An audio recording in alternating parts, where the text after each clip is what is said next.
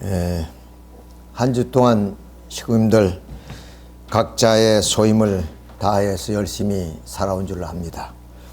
이제 4월의 첫 성일을 맞이해서 우리 또 하나님과 참부모님 3대 안건 앞에 예배를 올리게 된 것을 감사하게 생각하고 참으로 좋은 절기입니다. 화창한 이 봄 날씨에 많은 상충객들이 지금 즐기고 있습니다만은 우리 지금도 시간을 내셔서 이 지나가는 봄 지나가기 전에 참 좋은 자연을 구경하고 자연의 혜택을 만끽하시기 바랍니다. 우리 신앙이란 것은 늘 즐거워야 됩니다. 왜냐하면 우리의 삶이 새로워지기 때문에 과거에 이 사탄을 중심으로 하는 우리의 삶은 근심과 걱정이 많았잖아요. 그 근심과 걱정들이 전부 다 자기를 중심한 그런 삶이었습니다. 그런데 내 모든 삶을 하늘 앞에 바치고 하늘과 더불어 살아가는 우리의 삶이 늘 즐거워야 된다고 생각됩니다.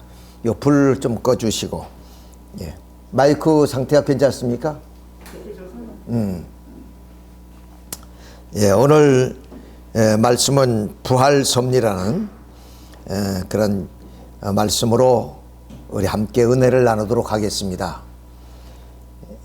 이 4월이 되면 부활절기인데 금년이 불과 부활절이 다음 주입니다. 9일날. 그래서 지난주도 말씀을 드렸습니다마는 부활절기를 이 춘분이 지나고 만월이 지나서 첫 성일을 맞는 날이 바로 그 부활절로 그렇게 정했습니다. 그래서 다음 주가 이제 부활절이 되고 다음 주에는 우리 김감룡 훈사님이 순회가 있어서 앞서 부활 섭리에 대해서 말씀을 드리게 됩니다. 지나간 40일 동안을 우리는 사순절이라 그랬습니다. 그러니까 부활절을 맞기 위해서 많은 기독교인들이 좀 회개와 그리고 기도와 정성으로 이 부활절을 맞기 위한 그런 하나의 정성 기간이었던 겁니다. 이제 앞으로 일주일 남았습니다만은 이제 우리는 부활이 뜻이 무엇인지 그리고 부활 섭리는 어떻게 이루어지는 것인지 이것을 이번 부활 절기를 맞이하면서 그 의미를 되새겨 보도록 하겠습니다. 부활이란 말은 글자 그대로 다시 산다는 뜻입니다. 그런데 하나님은 우리가 알기로는 전지전능하신 분, 그러니까 하나님의 뜻대로 마음대로 다 할 수 있을 것이다 이렇게 생각하는 분도 없지 않아 있을 것입니다. 그러나 우리는 먼저 하나님인 바로 원리의 하나님, 법도의 하나님, 질서의 하나님이라는 사실을 우리가 분명히 알아야 됩니다. 그러니까 우리가 상상하는 어떤 신의 개념이 아니라 바로 하나님은 우리처럼 어떤 법도와 질서 속에서 운행하시는 하나님이다 이렇게 생각하시게 되면 부활의 뜻을 우리가 더 깊게 이해를 할 수가 있습니다. 자, 우리는 이제 좀 타락으로 말미암아 죽어진 몸입니다. 이 죽어진 몸이 다시 살아야 된다는 것이 부활의 뜻이에요. 이 바다가재가 이제 좀 그 자기 몸을 이렇게 지금까지 유지했던 것을 벗어버리고 새로운 모습으로 탈바꿈하는 하나의 과정은 보통 많은 그 생물들이 그렇습니다. 뱀도 허물을 벗는다 그러죠. 그것처럼 이렇게 바다가재가 이렇게 자기의 그 옷을 벗어버리는 과정은 아마 결코 쉬운 것은 아니라 생각됩니다. 때로는 바위 틈에 가서 그것을 끼워가지고 이렇게 좀 자기의 지금까지 살아왔던 옷을 벗어야만이 더 성장할 수 있어요. 그것처럼 오늘 부활절을 맞이해서 우리 자신이 어떤 삶을 변화를 가져야 되느냐. 과거에 좀 타락된 몸으로 살아왔던 우리들 자신을 이 부활절을 맞이해서 우리가 좀 과거의 인습과 젖어있던 모든 생각과 그리고 행동과 그리고 우리의 좀 풍습들을 바꿔 나가지 않으면 이 부활절의 의미가 퇴색될 것입니다. 다시 산다는 말은 오늘 기독교인들이 생각하는 그런 부활과 우리 원리가 그렇게 되는 부활이 좀 많은 차이를 가지고 있습니다만은 그 의미를 우리가 극히 정한다면 바로 삶의 어떤 변화, 과거의 삶이 좀 참되지 못하고 또한 거짓되고 그리고 사탄을 중심한 우리들이 생활이었다면 이제 우리 부활절기를 통해서 우리 삶의 어떤 변화, 지금까지 우리가 무겁게 짊어졌던 어떤 좀 인습과 관념 이런 것들을 우리가 벗고 새 시대의 새로운 그런 모습으로 우리가 생각하고 행동해야 된다는 그런 말씀을 드립니다. 그런데 이 부활이 좀 오늘 기독교인들에게 주는 그 의미가 뭐냐? 그것이 바로 예수님이 십자가에 돌아가신 이후에 3일 만에 부활하십니다. 자, 이런 의미에서 우리는 오늘 기독교의 그 신학은 뭐냐면 바로 죽은 사람이 살아난다는 그런 의미가 아주 강하게 그 의미를 전하고 있습니다. 자, 이 예수님이 이렇게 십자가에 돌아가신 이후에 뭐냐면 이 토굴 속에 안장이 됩니다.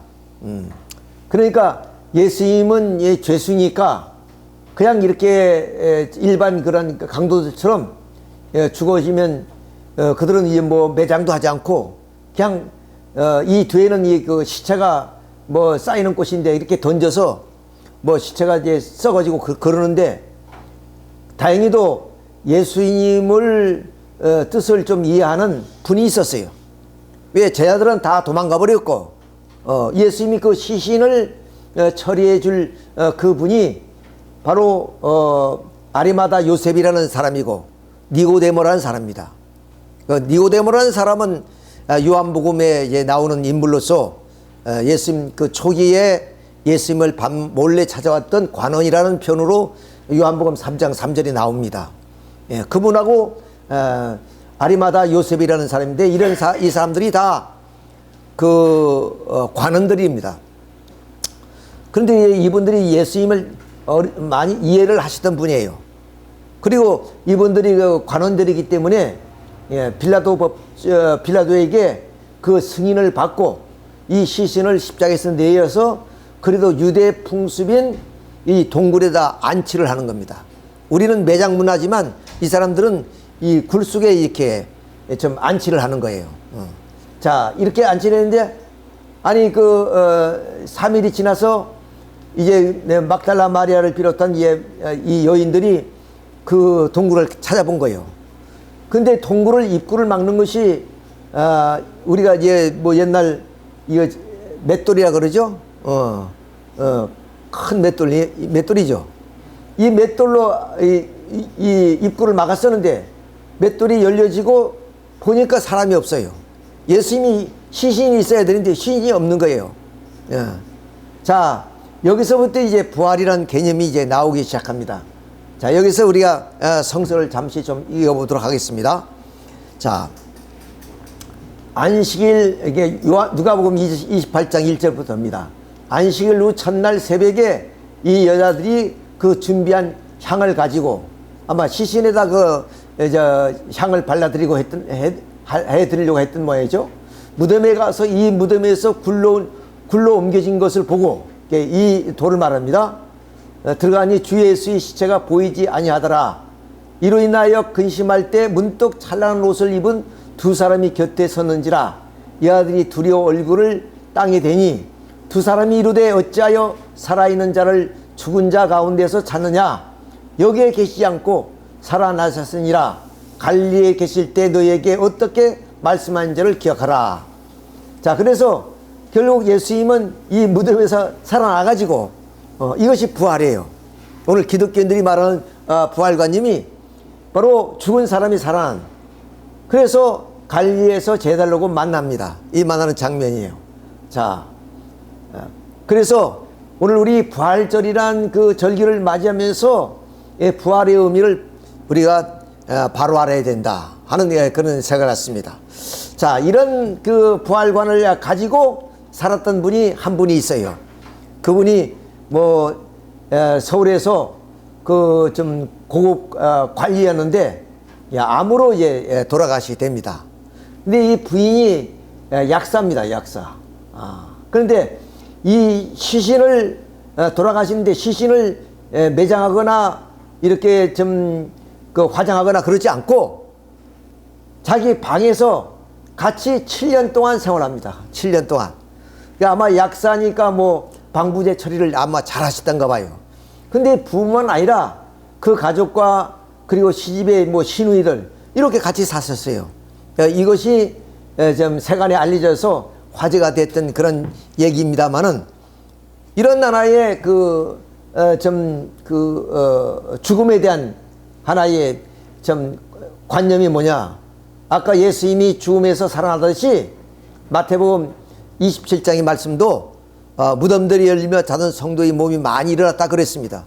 그러니까 이 기독교의 부활과는 죽은 자가 살아나는 것, 이것으로 생각하고 있기 때문에 자기 남편이 살아날 것이다. 그 믿음만 잘 좀 지키면 살아날 것이다. 그런 신념에 찼던 것 같아요. 그런데 7년 동안이라는 것은 참 대단한 하나의 내용입니다만은, 자, 그래서 여기서 우리는 먼저 부활이란 의미는 다시 산다는 뜻이기 때문에 죽음에 대해서 우리가 좀 이해를 먼저 하셔야 됩니다. 그러니까 죽음에 대한 그 말씀은 바로 누가복음 9장 60절에 예수님이 잘 표현해 놨어요. 그러면 예수님을 따르는 그 제자에게 지금 부친이 고향에 돌아가셨다는데 장사 지내가 와서 좀 따르겠습니다, 그런 말씀을 드렸더니 예수님이 하신 말씀이 죽은 자들로 죽은 자들을 상속케 하라. 그러니까 여기에 후자 죽은 자는 누구냐? 그건 망자를 의미해요. 우리가 죽은 사람 망자라 그러죠. 자, 이렇게 망자를 의미하고 이 사람을 장사 지낼 사람들을 또 앞서 죽은 자들이라 그랬습니다. 자, 그러면 이 죽은 자는 바로 동네 친척이나 동네 이웃 사람들일 거예요. 근데 예수님은 둘 다 죽었다는 거예요. 자, 우리가 알다시피 이 망자라는 죽음은 우리가 통속적으로 다 알고 있는 죽음입니다. 근데 엄연히 이 죽은 시체를 장사하시는 애들, 이 동네 사람들한테도 예수님은 죽었다, 이렇게 얘기를 합니다. 자, 여기서 우리는 죽음과 삶에 대한 개념을 분명히 알아야 되는 거예요. 자, 이게 두 가지 죽음이 있는데, 어떤 죽음이 결국 인간의 타락으로 인해서 죽은 죽음인가? 왜? 하나님께서 아담과에게 선악과를 따먹으면 정령 죽는다 그랬습니다. 그러니까 오늘 기독교인들은 선악과를 따먹었으니 죽었다는 거죠. 근데 이 둘 중에 어떤 죽음이 선악과에 의한 죽음인가? 이것을 밝혀야만이 부활이 어떤 부활인가? 이것을 우리가 규명해 낼 수 있다는 얘기예요. 자, 그래서 이 전자의 죽음에 대한 죽음은 어떤 것이냐? 삶은 어떤 것이냐? 그것은 창조 본연의 하나님의 사랑을 중심해서 우리가 살다가 육신이 노쇠하면 죽는 그 죽음을 말합니다. 그 죽음을 말한단 말이죠. 자, 그런데 오늘 기독교인들은 우리가 생각하는 그런 통속적인 죽음이 아니라 인간이 타락함으로 말미암아 죽는다 그랬으니까 이 죽음이 바로 타락으로 온 죽음이라고 보고 있는 겁니다. 그런데 우리가 분명한 것은 이 창조 본연의 그 삶이란 것은 바로 이 땅 위에 좀 육신을 쓰고 약 100년 동안 살다가 우리 육신이 노쇠하고 죽으면 무영세가 영원히 살도록 하나님이 창조하신 것입니다. 자, 그런 의미에서 봤을 때 이 죽음은 육신이 노쇠에서 죽은 것이 인간 타락과는 아무런 관계가 없다 그 말입니다.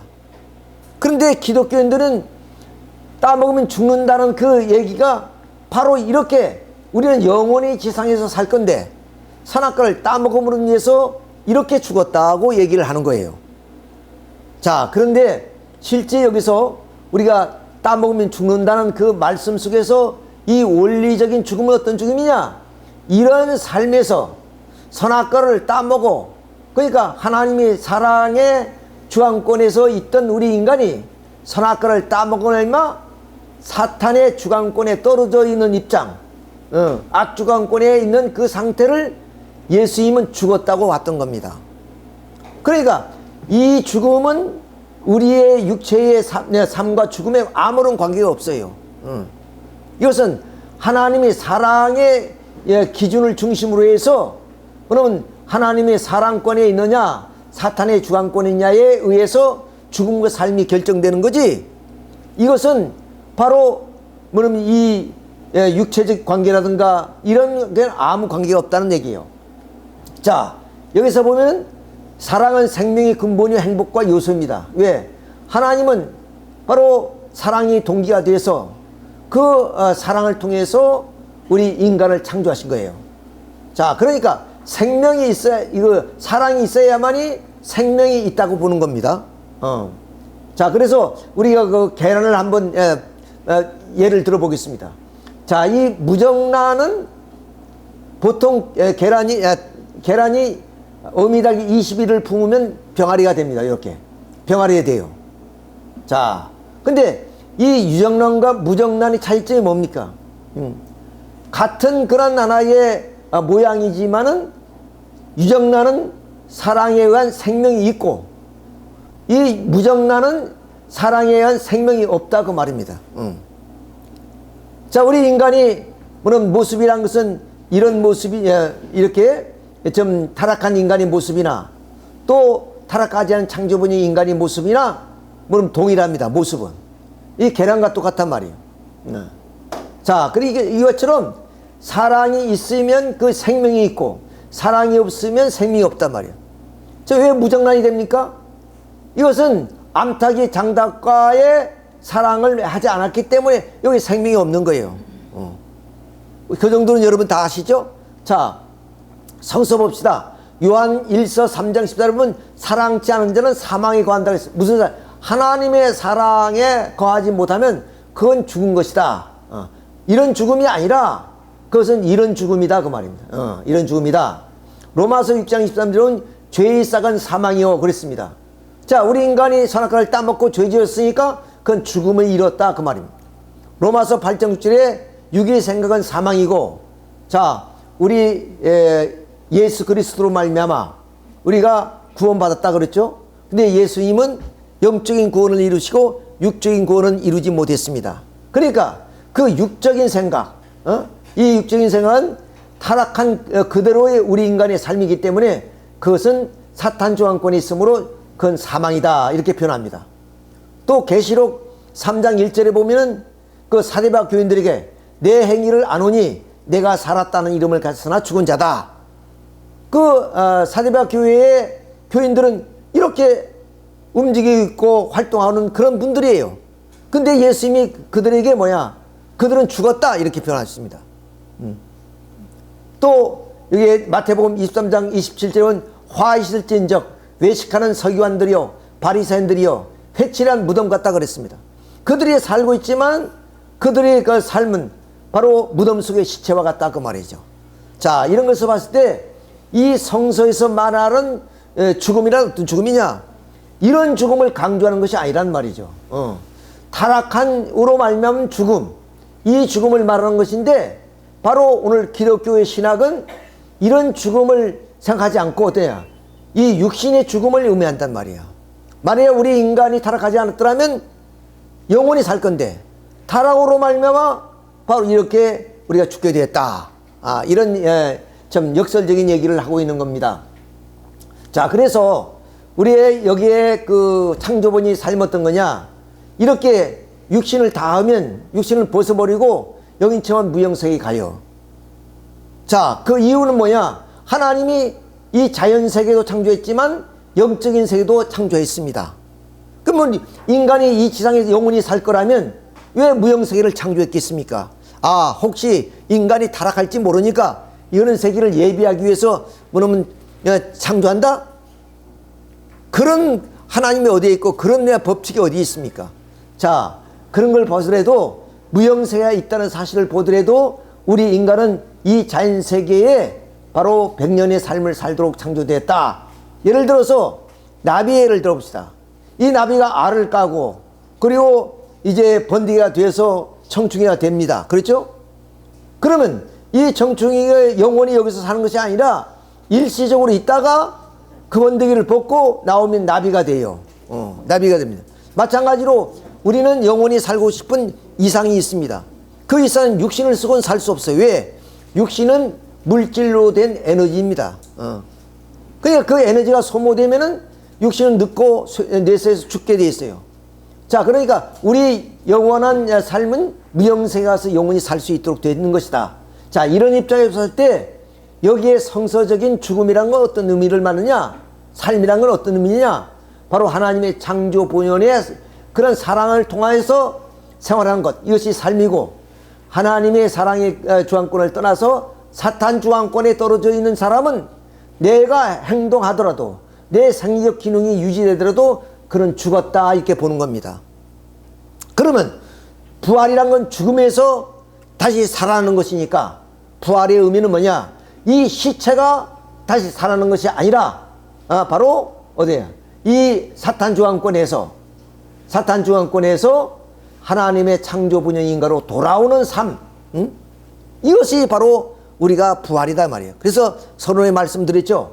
부활절을 맞이해서 우리의 과거의 생각, 관념, 그 인습, 이런 것들을 모두가 타파해버리고 새로운 나로 마침 그 허물을 뱀이 벗듯이 우리의 모든 허물을 벗고 새로운 삶을 우리가 살아가야 된다. 이것이 부활절의 의미입니다. 그런데 그 부활절을 그렇게 생각하지 않고 죽은 사람이 살아난다 이렇게 생각해 버리니까 되면 아까 그 약사와 같은 그런 넌센스가 일어나는 겁니다. 그런 사람이 없잖아 많이 있고, 더욱이 오늘 신흥종교에서 주장하는 내용들을 보면 거의가 이 땅 위에 우리는 육신을 쓰고 영생한다, 이렇게 믿고 있는 사람이 상당히 많습니다. 지금까지 그런 많은 신흥종교의 지도자들이 그러한 나라의 좀 교리를 내걸고 거기에 따라서 많은 사람들이 그 교리를 추종해 왔는데 영원히 산 사람이 있습니까? 주장했던 그러한 분들도 다 돌아가셨어요. 자, 이것은 뭐냐면 그 자연의 법칙입니다. 이 땅 위에 뭐 누가 말씀했는지 모르지만 생자필멸이라 그러죠. 반드시 생명으로 탄생한 존재는 죽는다는 거예요. 죽는다는. 물질이 영원성을 가지고 어디 있습니까? 자, 그러니까 우리가 영원히 살기 위해서는 물질을 벗어야 되는 것이 죽음이에요. 그러니까 죽음은 슬픔도 아니고 고통도 아니고 이별도 아니고 그건 당연한 거입니다. 예를 들어서 나비가 되어서 번데기를 벗는 것은 너무나 당연한 거예요. 그 당연한 것을 우리는 타락으로 모르기 때문에 바로 죽음이 이별이고 슬픔이고 고통인 줄 알지만은 우리가 아무리 지금 뭐 좀 건강을 유지해서 산다고 하지만 100년, 200년 살면 뭐합니까? 내가 어느 인터넷에서 보니까 이런 얘기가 있더라고요. 재수 없으면 200년 산다 그러더라고. 그 말이 옳은 것 같아요. 200년 사는데 이처럼 젊은 좀 모습으로 사는 것이 아니고 다 늙었으니까 지팡이 짚고, 그야말로 누가 부축해서 살아야 돼요. 또 어쩌면 재수 없으면 요양원에 가서 그냥 주는 밥이나 얻어먹고 그렇게 사는 200년이 무슨 의미가 있겠어요. 200년이 300년이 살아도 죽는 건 죽는 겁니다. 자, 그래서 여러분이 재수없이 200년 살지 말고 그냥 때가 되면 죽을 거로 생각하고 편안한 마음을 가지고 살아야 돼요. 죽음이라는 하나의 공포를 가지고 살면요 세상이 아름답고 행복하지 못합니다. 내일 우리가 죽더라도 정말로 이 세상이 아름답다 생각하고 또 내가 태어난 것도 하나님이 섭니다 이렇게 생각하는 것이 참으로 의로운 얘기입니다. 자, 우리 참 아버님께서 제가 강의를 하다 보니까 이런 내용이 있어서 좀 감동을 많이 받았습니다. 내가 흥남에서 2년 8개월 동안 사시는 것이 고통도 아니고 슬픔도 아니고 내가 힘겨운 삶도 아니었다. 나는 그 고통과 아픔을 통해서 내가 성숙했다는 것을 내가 느끼고 있다. 용서할 수 없는 원수를 그 생활을 통해서 용서할 수 있었고, 그리고 가까이 함께 할 수 없는 그런 사람과 함께 또 함께 생활했다는 그거, 그런 인내와 용서와 그리고 자기의 용기, 이런 것을 2년 8개월 동안 내가 흥남에서 옥고를 치르면서 얻어진 하나의 나의 삶이었다. 이런 말씀을 하세요. 얼마나 대단한 말씀입니까? 야, 나 2년 8개월 동안 죽을 고생했어. 다시는 거기에 갈 곳이 못 돼. 뭐 이렇게 얘기하는 것이 정상인데, 선생님 말씀 뭡니까? 나는 그 2년 8개월 동안에 후회해 본 적이 없다.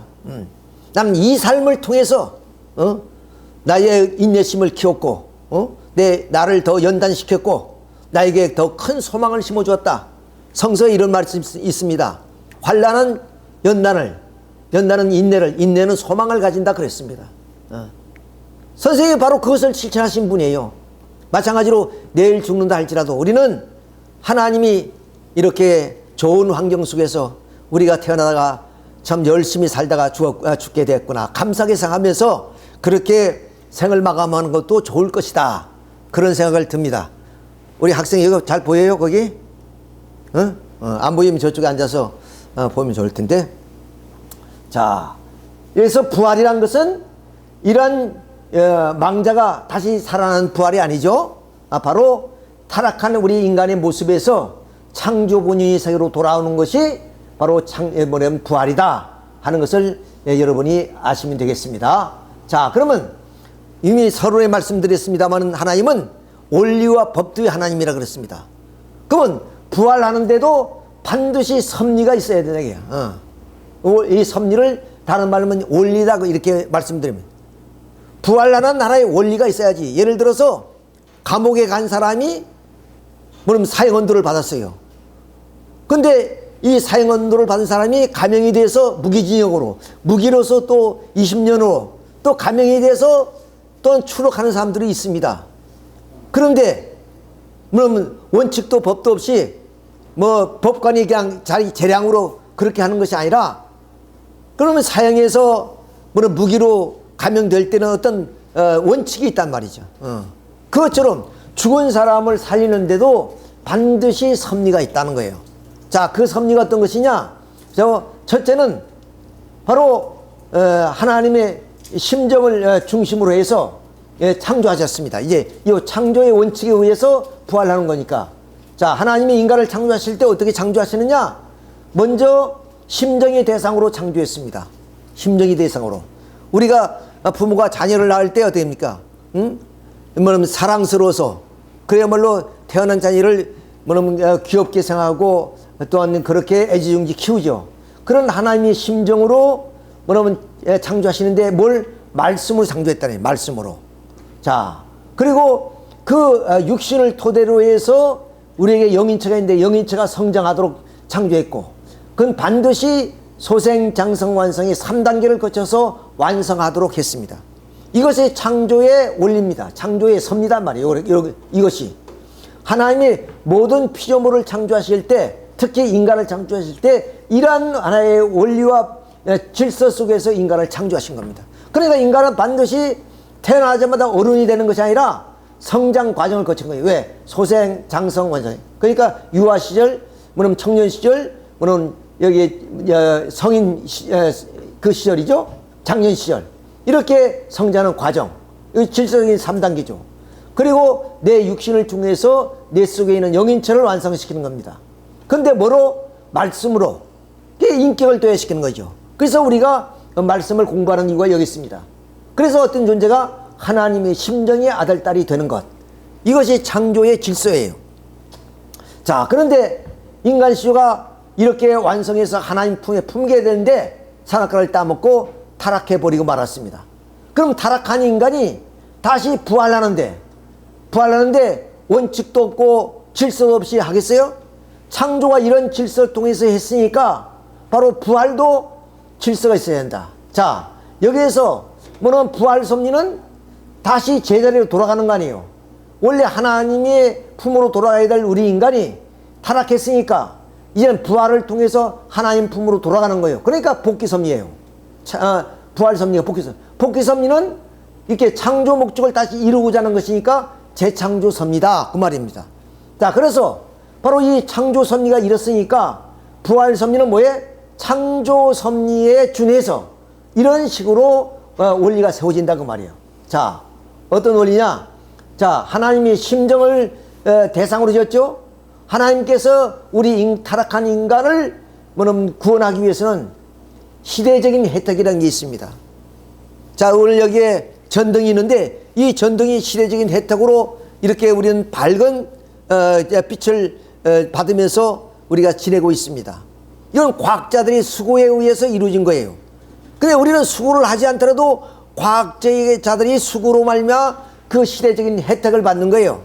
마찬가지로 하나님도 이런 심정적인 그런 대상을 찾기 위해서 오랫동안 많은 선제를 세워서 그야 하나님과 인연을 맺을 수 있도록 털을 닦아 나왔다 그 말이에요. 그걸 시대적 혜택이라 그럽니다.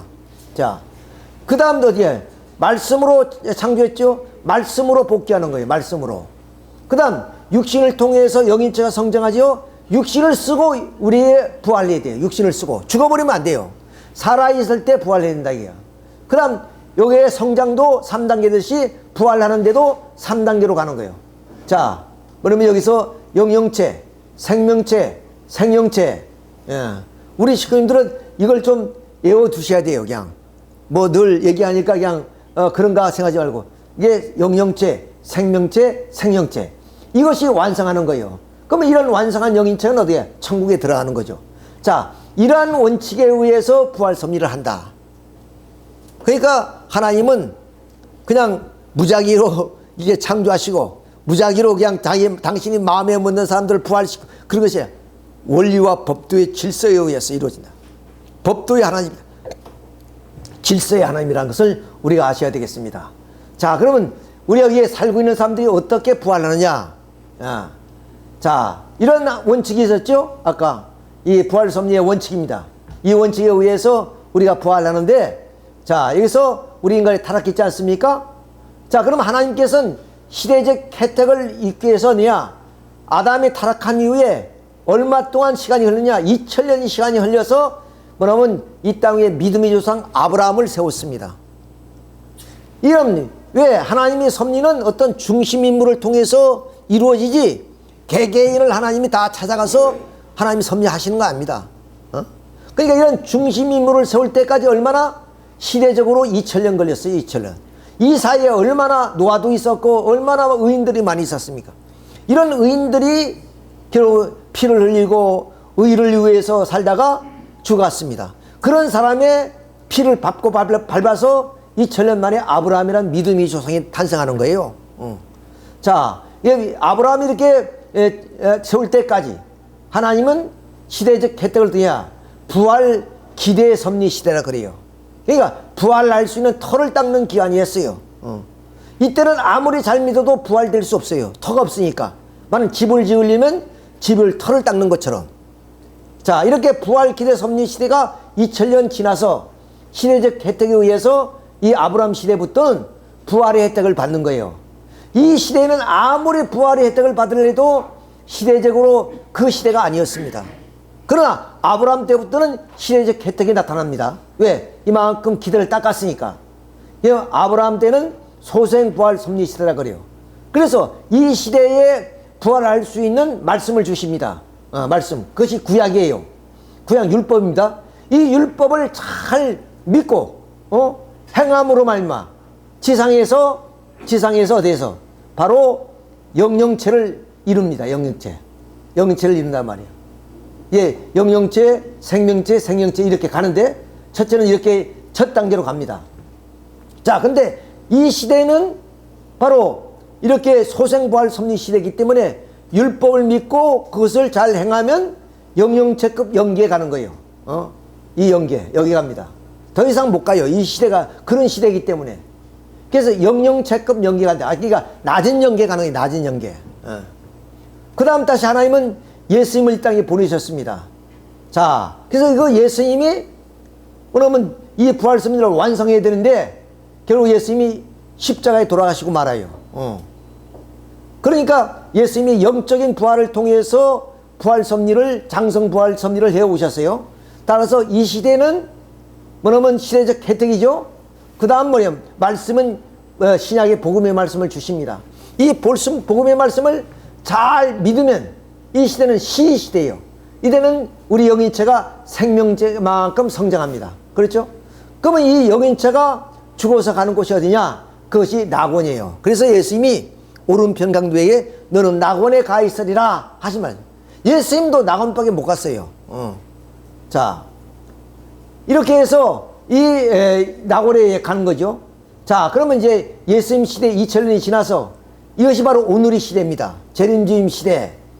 그러니까 이 재림주임 시대 오늘 우리들은 이 시대의 시대적 혜택에 의해서 아무리 잘만 해도 여기밖에 못 가는 그 시대인데 또 신약 시대에는 아무리 잘 믿어도 생명체급만께 못 이루어서 낙원밖에 못 가는데 이 시대는 우리가 하나님을 잘 믿으면 천국 갈 수 있는 그런 시대다. 그것이 시대적 혜택입니다.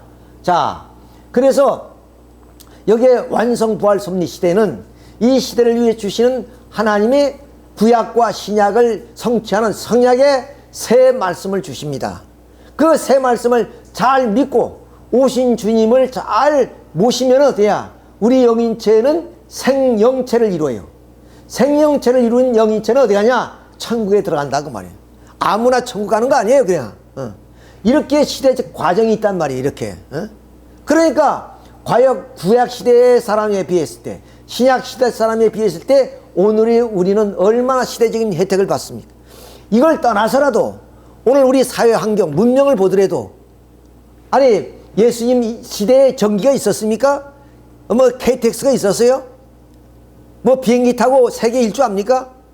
그 시대의 사람들은 유대인들은 자기 땅 팔레스타인 그것이 세계 전체라고 여겼을 거예요. 근데 우리는 지금 지구촌이 좁다고 다니고 있잖아요. 이게 다 시대적 혜택입니다. 근데 우리 부활도 이런 시대적 혜택권이 들어와 있다. 얼마나 좋은 시대. 그러니까 세상을 원망할 이유도 없고 우리 조상을 원망할 이유도 하나도 없어요.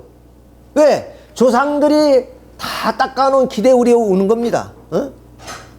우리 아버지 우리 할아버지 시대에 오늘 이렇게 풍요로운 그런 물질 환경 속에서 살아본 적이 있습니까? 때로는 초건 모피로 연명하던 그런 시대도 있잖아요. 그런 시대를 거쳐서 뭐냐면 훌륭한 지도자가 나와서 뭐냐면 이 나라에 뭐냐면 그 근대화를 일으키고 산업혁명을 일으켜서 오늘 이렇게 풍요로운 사회를 살게 된 거 아니에요. 그러니까 감사밖에 없어요.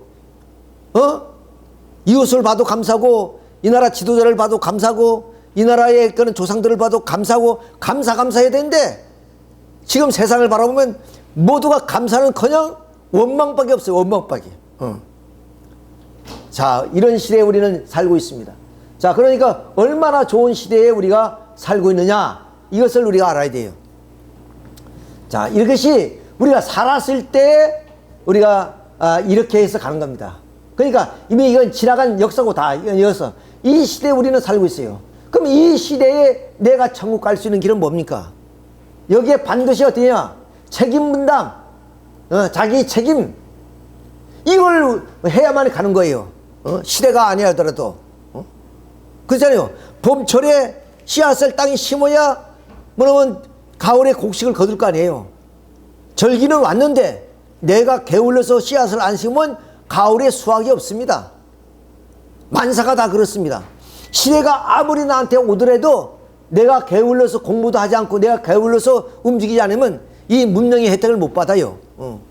마찬가지로 하나님도 우리 인간을 구원해주고 천국으로 데려가고 싶어도 내가 그 책임을 다하지 못하면 안 되는 거예요. 왜? 이 영인체의 성장은 하나님이 걸음을 주어서 성장시키는 것이 아니라 내 자신이 어디야 인격을 도해야 되는 거예요.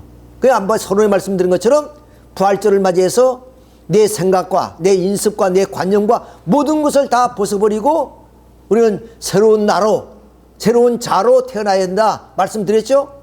그런 하나의 생각과 행동을 통해서 가는 거예요. 그냥 오늘 부활절이다 그러니까 먹고 마시고 즐기고 그런 하나의 부활절이 아니란 말이에요. 예수님이 왜 부활하셔서 바로 우리를 다시 살리기 위해서 그렇게 부활하셨는데 그런 뜻과는 멀리 먹고 마시고 즐기는 그런 하나의 문화를 만들어 놨다. 그래서 우리 이 통일논리에서의 참부모님의 말씀을 준해서 볼 때 이 부활이라는 것이 저를 맞이해서 우리는 이렇게 살아야 된다 하는 것을 말씀을 드립니다. 자, 그 다음 이제 죽은 영혼들은 어떠냐? 우리는 이제 이 지상에서 이런 말씀을 접했으니까 이 말씀대로 우리가 살면 천국 가는 거예요. 근데 우리보다 먼저 가신 우리 부모님이나 우리 조상들은 어떻게 부활시키냐? 그 사람 지금 거기가 이 원리로 봤을 때 천국 못 갔잖아요. 지금 시대 사람은 천국 가는 거니까 낙원이나 그러면 영영직 명계나 그 다음 지옥이나 그렇게 갔을 거란 말이에요. 그렇잖아요. 자, 그러면 그런 분들은 어떻게 부활될 거냐? 그런 분들은 옛날에 살았으니까 하나님이 너희들은 지옥에 있어라 이렇게 하실 분이 아니에요. 왜? 참사랑이 하나님이니까. 자, 지옥도 해방시켜야 되는데 이미 말씀드렸지 영인들도 부활하는 데는 아까 육신을 쓴 우리들이 부활하는 것과 똑같은 단계를 거쳐야 됩니다. 똑같은 단계. 자, 그런데 그 영인들이 부활은 어디냐? 육신이 없다는 거예요. 육신이 없다는 거예요. 육신이 없으니까 너는 어떻게 부활한가? 그러니까 우리가 육신을 쓸고 나이가 어떻든 간에 살아있다는 것이 가장 행복한 사람이에요. 내가 지금 활동하고 있다는 것이 가장 행복한 순간이에요. 왜? 나의 천국 가는 길도 내 자신이 결단에 의해서 이루어질 수 있습니다. 내가 지금까지 살아왔던 모든 과거의 삶이 참 허락망탕한 삶이었다 할지라도 이 순간에 이 말씀을 듣고 회개하고 비로소 내가 그러면 모든 과거의 그런 하나의 인습과 관습에 젖었던 모든 것을 벗어버리고 새로운 나가 되면은 나는 생명체를 이루어서 천국 갈 수 있는 기회가 나에게 주어지는 겁니다. 예수님 가실 때도 그러면 오른편 강도가 강도 아니에요. 강도가 십자가형을 받을 만큼 어떤 죄를 졌겠어? 아주 극악무독한 죄를 졌기 때문에 십자가형을 받는 거예요. 아무나 십자가형을 받는 것이 아니라. 그러니까 쉽게 말하면 용서받을 수 없는, 용서될 수 없는 죄인이에요. 그 사람. 그런 죄인이 예수님 함께 낙원에 간다? 예수님을 다 부정하는데 제자들까지도 다 도망가 버렸어요. 그런데 그 십자가 상에서 예수를 믿었단 말이야. 그 순간 왜? 자기의 과거를 회개하고 나는 당연히 십자가를 지어야 될 사람이지만 주님은 아무 죄도 없는데 주님의 행한 것이 옳지 않은 것이 하나도 없다고 그런 말씀하셨습니다. 자, 이렇게 회개함으로 인해서 천국에 들어갈 수 있어요. 그래서 천국과 지옥은 한순간에 결정되는 거예요. 한순간에. 자, 우리는 이 마찬가지로 이제 우리는 육신이 없으니까 자, 이제 우리의 육신을 쌀 때 이제 말씀을 다시 말씀드린다면 자, 우리 육신을 쓰고 우리가 빛과 물질을 숙성하는 육신이 성장합니다. 그러면 영인체가 성장하는 과정도 뭡니까? 바로 영인체로부터 생명요소가 육신으로부터 생명요소가 오고 하나님으로부터 생소를 받아서 이 영인체가 성장하는 거예요. 그러면 받기만 한 것에 주는 것이 있으니 그것을 생명요소라 그래요. 그러니까 생명요소와 생명요소가 주고받음으로 인해서 육신도 성장하고 영인체도 같이 성장하는 거예요. 그런데 우리가 살다가 병들고 늙어서 바로 이렇게 성장하죠. 이렇게 육신을 토대로 성장하는데 왜? 육신에부터 생명요소를 받아야 되니까. 그런데 이 육신이 죽었다. 다시 말하면 내가 거꾸로 얘기해야지네요. 자, 다시 말씀드리면 나무와 열매와 같다. 왜? 나무는 육신이라면 열매는 영인체입니다. 농부가 나무를 가꾸는 것은 열매를 따기 위한 거예요. 내가 지상생활을 하는 것은 영인체를 완성시키기 위한 것이다 이거예요. 그런데 이 영인체가 뭐는 불의의 사고라든가 병이 들어서 죽어버렸다. 그러면 영인체가 성장할 수 있는 이 요소가 다 사라져 버렸잖아요. 즉 생명 요소가 와야 되는데 그 요소가 없으니까 생수만 받아가지고 성장 안 된단 말이에요. 그러니까 성장하다가 멈춰버려요. 그러면 이렇게 완성하지 못한 미완성 부분, 이것을 채워야 내가 천국 갈 거 아니에요.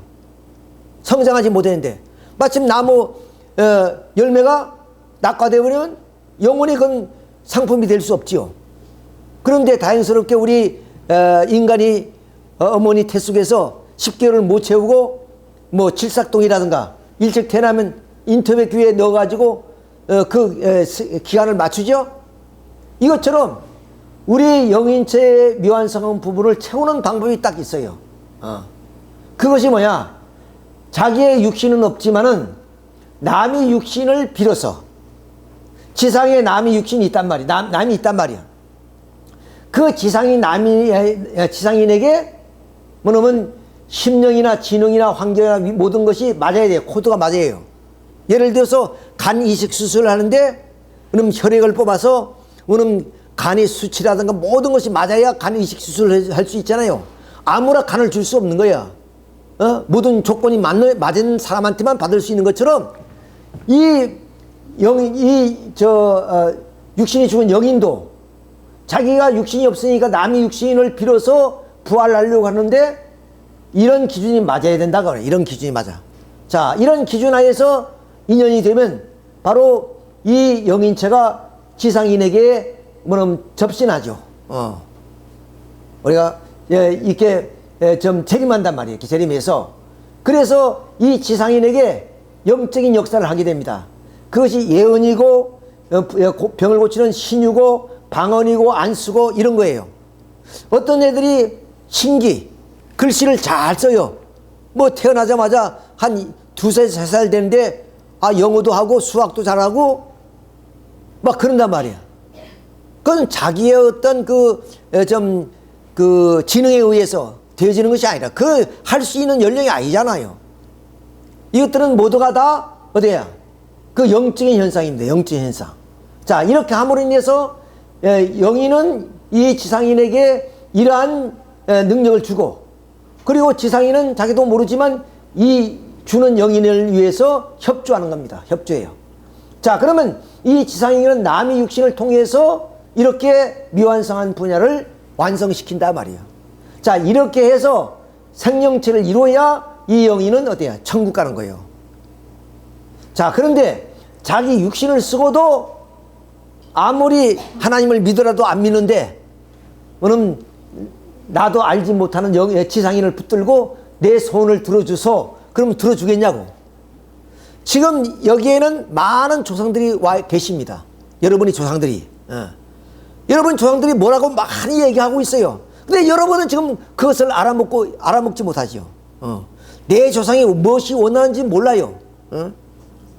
나를 통해서 이루고자 하는 것이 많을 텐데 도대체 나와 교류가 안 되니까. 그러니까 나 자신도 살아가면서 이러한 위대한 말씀을 듣고도 하나님을 믿지 못하는데 영인이 역사에서 내가 그걸 믿을 수 있겠어요? 그러니까 대단히 어렵다 그 말입니다. 대단히 어렵다는 거예요.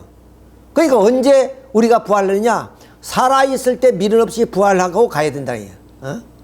죽어서는 답이 없다는 얘기예요. 자, 대단히 어렵습니다. 자, 이런 원칙에 의해서 결국에 돼야 재림 부활을 합니다. 여기서 영계에서 지상으로 재림한다고 말이에요. 재림이라는 뜻이 바로 그런 뜻이에요. 자, 그러면 그 영인들의 부활을 이제 구체적으로 살펴보도록 합시다. 그래서 마치겠습니다. 자, 아담 이후 하나님께서 부활 기대 섭리를 해왔습니다. 쭉 해서 아브라함 시대에 바로 이렇게 모세의 율법을 믿고 열심히 신앙생활 했던 사람들은 어디 갔겠어요? 영계에 갔다고 아까 말씀드렸습니다. 자, 그럼 이 사람들이 어디 갔냐? 다시 말씀드리면 영계에 간다는 거예요. 이 영계에 가 있어요. 이 시대는 아무리 잘 믿어도 이 영계급에 못 가요. 왜? 시대적 혜택 때문에 그렇습니다. 자, 그럼 예수님의 시대에 왔어요. 예수님 시대는 예수님이 여기에서 장성부활하는 섭리 시대인데 예수님이 이 땅에 오셔서 그러면 많은 성도들이 예수님을 따를 거 아니에요. 왜? 성도들은 하나님을 잘 믿었기 때문에 메시아가 누군지를 알고 그분을 믿고 따른단 말이에요. 자, 왜? 구원받기 위해서. 이때 어떠냐? 바로 이 지상에 있는 사람들이 이 영영책 영계에 가 있는 사람들이 최종 가야 될 목적은 어디냐? 낙원을 거쳐서 천국에 들어가는 거예요. 목표가 그거단 말이에요. 근데 기껏 자기들은 열심히 율법을 믿었지만 영영책 영계밖에 못 왔습니다. 여기까지 못 왔어요. 천국 가야 되는데. 자, 그러면 이 사람들이 천국 가기 위해서는 자기 육신이 없으니까 지상에 있는 육신을 쓴 사람한테 그러면 재림하는 거예요.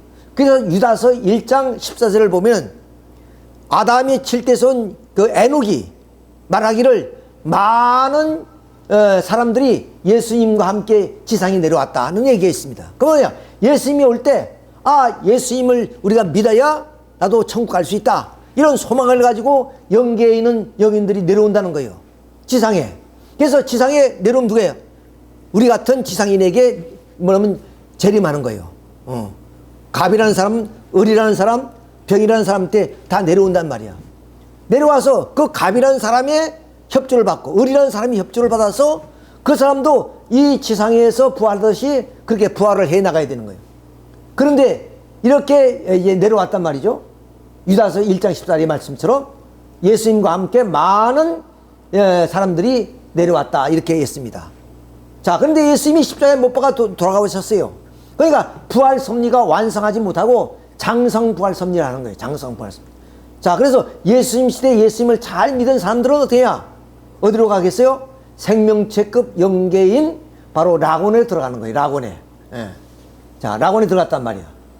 자, 그런데 이 사람들이 지상에 와서 이 사람들을 협조했잖아요. 자기들 육신이 없으니까. 그런데 협조했다는 조건에 의해서 이 사람들도 어디로 가느냐? 바로 이 영계로 올라가는 같이 협조해 줬으니까 지상에서. 그래서 자기들도 낙원에 가는 겁니다. 낙원에. 그러니까 마태복음 20장 52절에 예수님 오실 때 무덤들이 열리며 자던 성도의 몸이 많이 일어나되 이랬습니다. 무덤이 갈라져서 죽었던 사람이 살아났다 그 말입니다. 그것은 실제 살아난 것이 아니라 영적으로 보니까 이 영계에 있던 사람들이 재림 협조를 받아가지고 바로 생명체급 영계인 낙원에 가는 현상을 영적으로 보고 그것을 무덤이들이 열렸다 그랬습니다. 왜? 낙원에서 영영체급 영계를 바라보면 무덤과 같이 어둠침침하단 말이야. 이런 낮은 영계에서 높은 영계로 올라가는 현상을 어느 좀 신령한 사람들이 보았단 말이야. 그래서 그걸 기록한 거예요. 그것이 성서가. 자, 그런데 여기도 보면 변화산상에서 모세와 엘리야가 예수님과 지금 대화를 나눕니다. 자, 근데 이 예수님은 세례요한을 엘리야라 그러거든요. 그러니까 엘리야가 육신이 없으니까 세례요한이 육신을 통해서 지상에서 다하지 못한 사명을 하기 위해서 재림했기 때문에 예수님은 세례요한을 그렇게 해서 엘리야라고 했던 것이다. 똑같은 사실이에요. 자, 그 다음 여원은 완성 재림 부활입니다. 재림 주님 오십니다. 그럼 재림 주님을 믿는 사람들이 많이 있을 거 아니에요.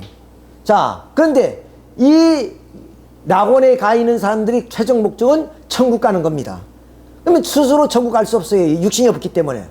육신을 쓴 성도들에게 이제 재림해야 되는데 여기에 히브리서 11장 39절의 말씀을 잘 읽어봐야 됩니다. 이 사람들이 그러면 여기에 있는 사람들입니다. 예? 낙원에 있는 사람들이 다 믿음으로 말미암아 증거를 받았으나 즉 믿음을 잘 믿어서 낙원에는 가 있지만은 약속함을 못 받았어. 즉 천국을 약속 못 받았단 말이야. 받았으니 이는 하나님이 우리를 위해서 더 좋은 것을 예배하신 즉 지상에 있는 성도들을 위하여 더 좋은 것을 예배한 즉 우리가 아니면 지상의 성도들이 아니면 저희로 이 낙원에 있는 사람들을 온전하게 이루지 못하여 즉 천국으로 갈 수 없느니라 그랬습니다. 이 말을 다시 간추려 말하면 낙원에 있는 성도들이 아무리 잘 믿었다 할지라도 이 재림 시대에 오늘 재림주님을 믿고 있는 우리들을 뭐냐면 따르지 않으면, 우리들이 도움이 없이는 너희들이 천국 갈 수 없다, 그 말씀이에요. 우리 조상이든 여기에 뭐 애국가든 어떤 의인이든 다 지상의 그러한 성도들의 육신을 통해서 가지 않으면 안 된다. 그러니까 우리는 어떤 사람이냐, 우리 조상들을 구원해야 될 시대적 사명을 가지고 태어났다고 말이에요. 나만이 이렇게 구원해서 나만이 천국 가고 나만이 영광 받는 것이 아니라 나를 통해서 조상들이 구원받는 그런 시대권이라고 말이에요. 그러니까 조상들이 나를 일구어심 얼마나 당신이 뜻에 뜻 따라서, 이 뜻을 따라서 살아주기를 바라고 있는지를 아셔야 됩니다. 우리는 눈으로서 그 세계를 안 보이니까 뭐 좀 그런 관심이 없지만은, 원리가 그렇다면 원리가 그렇게 가르쳐 주고 있어요. 그러니까 나는 내 한 몸이 아니라 내 배후에는 수많은 조상들이 그분들의 생명을 내가 좌지우지할 수 있는 그런 입장에 있는 것이 나다. 그러니 내가 그러한 사명을 가졌음에도 불구하고, 이런 높은 뜻을 받았는데도 불구하고 이런 뜻기를 가지 못하고 호랑방탕한 삶을 살다가 죽으면 어떻겠어요? 영계 가면 조상들한테 참소를 받아요. 참소를 받아요. 그냥 내 사는 모습대로 살다가 내가 지옥 가든 어디 가면 좋은데, 내가 조상들의 그런 엄청난 뜻을 가지고 내가 살아가야 되는데 그것을 못하고 가면은 조상들에게 내가 참소를 받는다고 말이야. 그런 것을 우리가 이걸 설명하고 주고 있는 거예요. 그러니까 이 사람들이야 우리 조상들이 여기 가든 여기 갔는지 모르지만 이들이 소망이 뭐냐, 우리들이 아니고선 너희들이 희망이 없다고 말이야. 너희들이 어디냐, 온전함을 얻지 못할 것이다 그 말이야. 그러니까 우리는 우리의 삶뿐만 아니라 나의 신앙을 통해서 우리 조상들을 구원하는 그런 시대적 사명을 띠고 우리가 살아가고 있다는 사실을 분명히 여러분들이 알아야 됩니다. 자, 이렇게 해서 내려온단 말이야. 조상들이 내려왔어요. 그럼 재림주님을 잘 믿었으니까 이분들은 어디냐, 바로 생명체를 이루어서 이제 천국 갈 때, 이렇게 천국 갈 때 이분들도 지상에서 협조했다는 조건에 의해서 천국으로 다시 딸려 올라가는 거예요. 이렇게. 이 기가 막힌 논리를 여러분들이 잘 이해해야 됩니다. 오늘 기독교인들은 그냥 뭐 부활절을 맞아서 예수 주님만 잘 믿으면 그냥 죽은 사람이 살아난다, 이런 엉뚱한 그런 이론을 가지고, 이런 신학을 가지고 살아가고 있어요. 이런 의미에서 저희가 이제 말씀드리는 이 참부모님의 원리가 얼마나 위대하다는 것을 여러분 알아야 됩니다. 만일에 열심을 신앙생활하는 우리 기독성들이 이 얘기를 들으면 정말로 기가 막힌 거죠. 기가 막힌 거예요. 그런 사람은 열심히 주님을 믿었지만 대를 이어서 이 말씀을 지금 못 듣는 거예요. 왜? 문선명 선생님을 이단의 괴수로 보니까, 통일교를 이단으로 보니까 말을 들으려고도 하지 않은 거죠. 예수님 당시도 그랬어요. 율법사, 규법사, 바리새인들, 기라성 같은 사람이 있었지만 예수님의 말씀을 들리는 사람이 없어요. 예수님을 따랐던 사람들이 다 뭐냐면 어부들, 세리, 이런 사람들 아니었어요? 자, 이런 걸 볼 때 우리가 얼마나 시대적 사명을 띠고 좀 귀한 자리에 있다는 것을 우리가 아셔야 됩니다. 자, 그래서 예수님 말씀하기를 좀 땅에서 매면 하늘에서 매일 것이요, 땅에서 풀면 하늘에서 푼다. 땅에서 부활해서 가야지 죽어서 곤란하다는 거죠. 그래서 베드로에게 천국 물세를 가지고 가신 것이 아니라 땅에 주신 거예요. 그러니까 천국 가는 길은 땅에서 뭐냐면 이제 저 모든 것을 해결해야지 육신을 벗고 오면 안 된다는 뜻입니다. 자, 이렇게 해서 좀 우리 영인들의 부활이 이루어진다는 사실을 여러분 아시면 되겠습니다. 자, 이 말씀 하나 드리고 우리가 이제 말씀드리겠습니다. 자, 우리 인간은 모태생활, 그 다음 지상생활이죠. 그 다음 이것은 좀 생자필멸이라고 했으니 누구든지 갑니다. 아무리 잘 믿는 사람이든 또 많은 물질을 가졌던 사람, 또 명예와 권세를 가진 사람도 다 갑니다. 이것은 뭐냐면 하나님의 창조의 원리예요. 자, 우리가 어머니에 의해서 태어나서 어머니 뱃속에서 10개월 동안 성장하면서 완성해가지고 우리가 어린 나이로 태어납니다.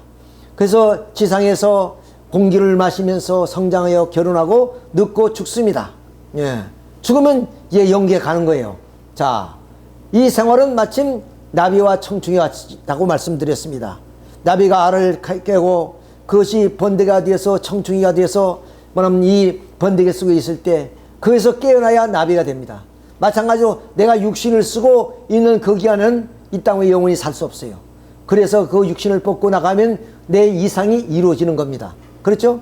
그러면 이 세계는 어떤 세계냐? 육신을 쓴 세계를 위해서 준비하는 과정이에요.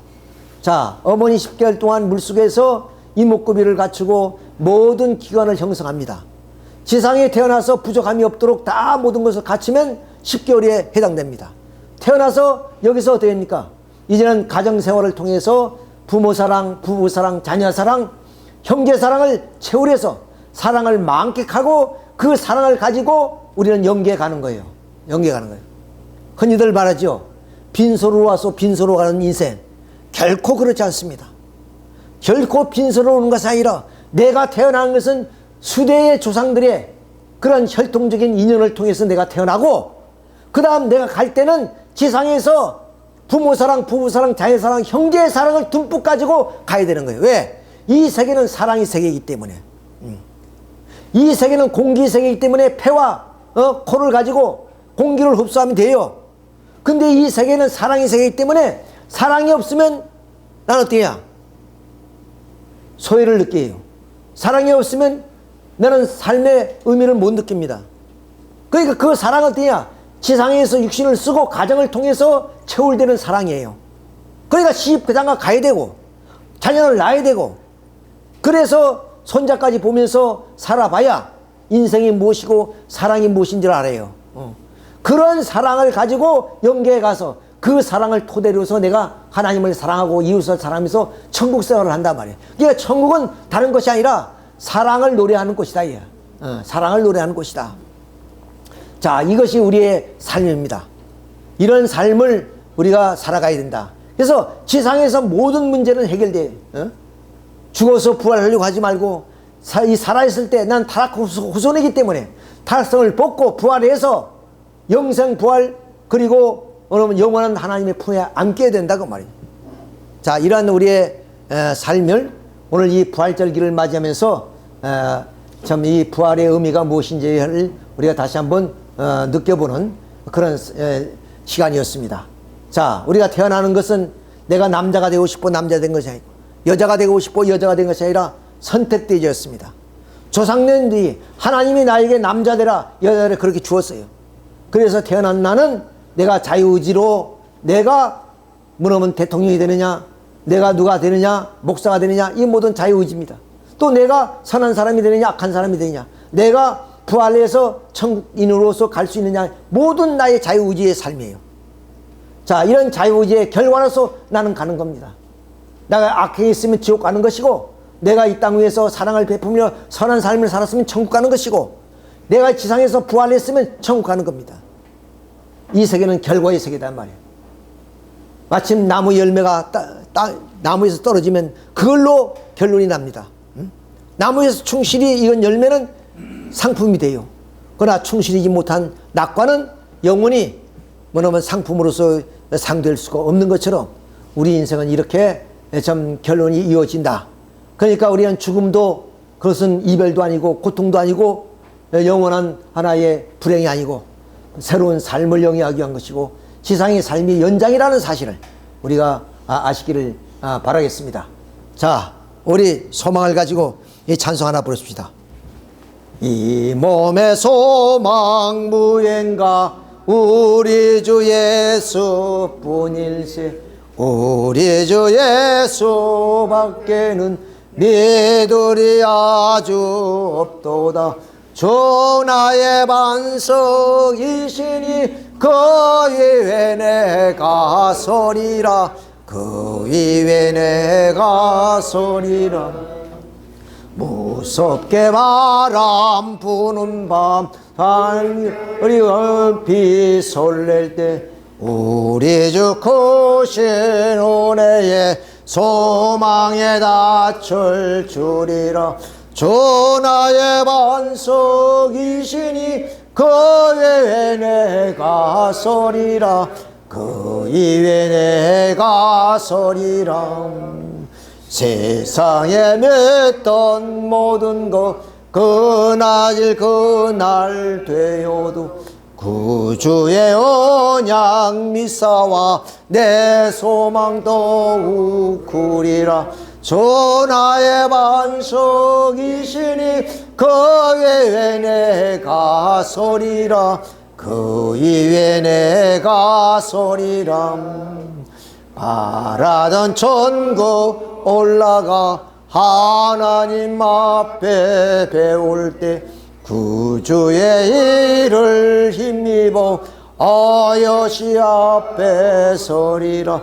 전하의 반석이시니 그 위에 내가 서리라. 그 위에 내가 서리라. 함께 기도 올리겠습니다.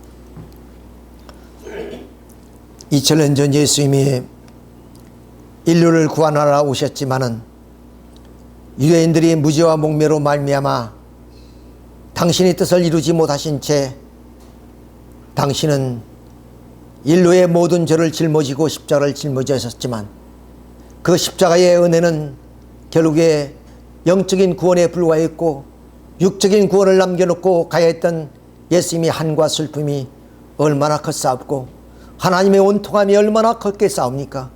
2000년 기나긴 역사를 다시 흘러와서 이 땅 위에 재림하셔서 영육으로 구원하시는 이제 참 부모님이 이 땅에 오셨지만 이 민족이 그것을 받을 줄 몰랐고 준비한 기독재단이 그것을 받아들이지 않음으로 인해서 참 부모님이 영어에 6번이나 옥고를 치르시고 이 땅 위에 승리하셔서 그 승리의 기반 위에 오늘 우리는 중생부활 영생의 그 기쁨과 은혜를 받게 되었사오니 이 은혜가 우리의 노력으로 되어질 수 있는 것이 결코 아님을 알고 있사옵니다. 이 은혜를 무엇으로 우리가 갚아드리고 이 은혜를 무엇으로 우리가 은혜를 보답할 수 있겠사옵니까? 오직 조그마한 저희들이 5%의 믿음, 모심 가지고 우리는 3대 왕권을 모시고 이제 이 시대의 새로운 섭리를 이루고 일꾼이오니 아버님 저희들에게 요한 오늘 생명의 양식을 허락해 주심을 진심으로 감사드리며 아버님 사순절을 지나서 회개하고 기도하며 그리고 이 부활절을 맞기 위해서 많은 기독교인들이 준비해 왔지만은 그 부활절의 의미는 이와 같이 과거의 모든 인습을 저버리고 이제는 사탄의 굴레 속에서 하나님의 참사랑의 주안구로 돌아가는 섭리에도 불구하고 죽은 육신이 살아나는 것으로 믿고 있는 기독성들이 얼마나 많이 있사옵니까? 아버님 그들에게 새로운 이 소식을 전하여 그들의 삶의 방향과 목적을 바꿀 수 있게 허락해 주시옵길 간절히 빌고 원합니다. 참으로 좋은 시대에 저희들이 살고 있음을 생각할 때 모든 것 다 하나님의 은혜요 사랑이 줄 믿사오니 모든 것 하나님께 감사와 영광을 돌리는 저희들이 되고 부활절을 맞이하면서 우리는 부활의 의미를 다시 한번 되새기면서 지나간 삶을 회개하고 또한 올바른 저희들의 중생 부활 영생의 길을 갈 수 있도록 도와주시고 또한 은혜를 베풀어 주시옵소서. 지나간 한 주일 동안 각자의 소임을 다하며 책임을 다했던 우리 형제들이 아버지의 은혜 가운데 오늘 예배를 드리게 되었사오니 다음 한 주도 아버지의 은혜 가운데 저희들이 머물 수 있도록 인도하여 주시옵소서. 이 모든 말씀 축복 중심 가정 허경한 이름으로 간절히 보기 돌려 싸움나이다. 아주